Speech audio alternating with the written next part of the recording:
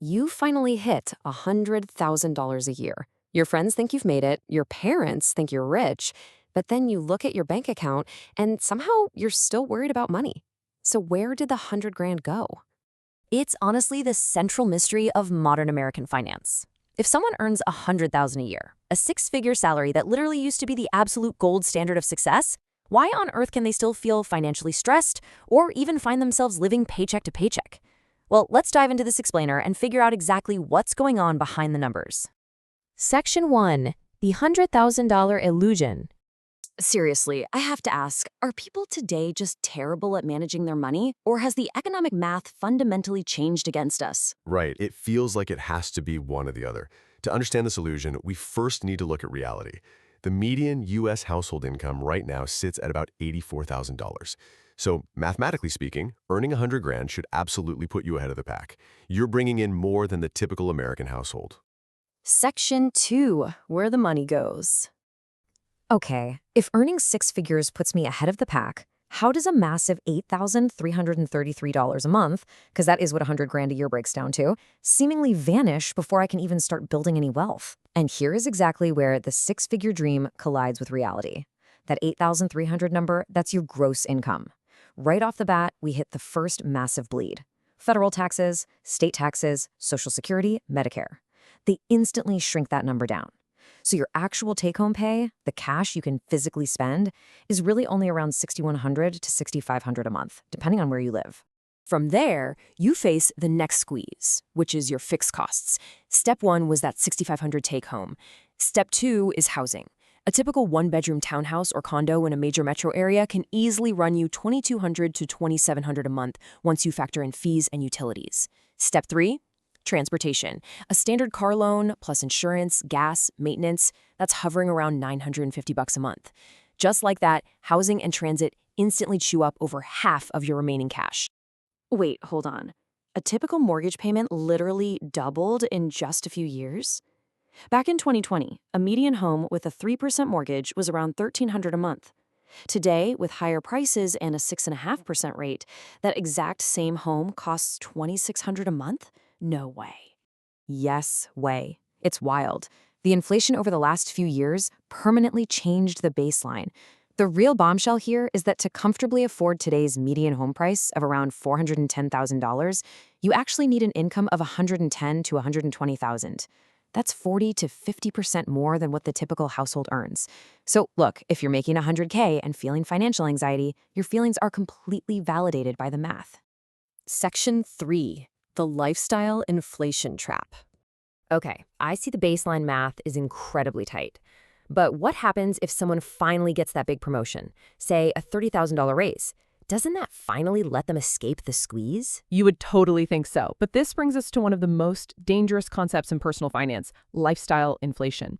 It's what happens when your rising income is instantly consumed by, moving to a nicer apartment, upgrading to a luxury car, ordering takeout a few more times a week, or taking better vacations. Your income rises, but your spending rises at the exact same speed. So that $30,000 raise, it simply disappears into a pricier condo and a new car loan. Which begs a pretty critical question. If more income just buys more expensive things, how does anyone actually get rich? Section 4, 2 incomes, different lives. Okay, to solve this mystery of disappearing wealth, let's compare two people. Person A makes 100 grand, but has 30,000 in credit card debt, a $700 car payment, super high rent, and zero emergency savings. They probably look incredibly rich to all their friends. Oh, for sure. And then look at person B. They have the exact same 100 grand top line, but they deliberately locked in low housing costs, they drive an older paid-off car, they have zero high-interest debt, and they automatically invest a chunk of every single paycheck. Two people, same exact salary, completely different financial realities. Section 5. Income versus true wealth. Person B clearly feels wealthy while person A is secretly stressed out all the time. So what's the fundamental difference between just having a high salary and being truly rich? The crucial point here is hidden in the Federal Reserve data. There is a massive gap between median net worth and average net worth as people age. The typical or median household builds wealth quite slowly, but the average skyrockets to over $1 million by midlife. Why? Because true wealth isn't actually about your salary. It's driven by appreciating assets. We're talking things like home equity, and compound investing in 401ks over decades. In fact, when you look at the ultra-wealthy, say someone making $25 million a year, they aren't relying on a biweekly paycheck at all. Rich people think way less about their yearly salary and more about the total value of the stuff they own. Their money is sitting in the stock market 24/7, compounding and growing in the background. They use assets, not their own labor, to build wealth. Section 6, breaking the paycheck cycle. All right, this is all fascinating, but I need the ultimate takeaway here. How can we actually use this data to escape that 100K paycheck to paycheck trap? Okay, here is your concrete strategy derived directly from the financial data. Step 1, kill your 20 to 30% interest debt.